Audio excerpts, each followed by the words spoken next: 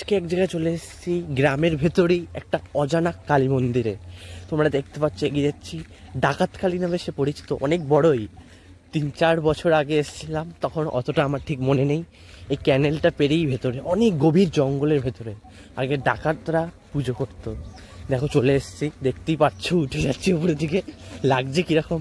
আমি কিন্তু ব্লগার নই, একটু সবাইকে কালী নামটা প্রচার করার জন্য মায়ের মন্দিরে ঢুকতেই যাচ্ছি। বাবার দেখতেই ভয় লাগছে কিরকম।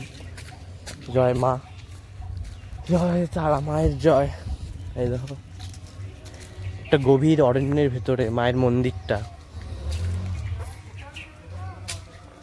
বাপ, কত সুন্দর জায়গাটা দেখতেই পাচ্ছ। অনেক পুরনো মন্দির, কম করেও তারিখটা একটু দেখার চেষ্টা করব। তোমরা দেখতেই পাচ্ছ, এই সেই মায়ের মন্দির। অনেক বড় মা এখানে। মা এখানে পাথরের মূর্তি, খুব সুন্দর লাগছে দেখতে। দেখতে পাচ্ছ সাথে ডাকিনী ও যোগিনী আছে।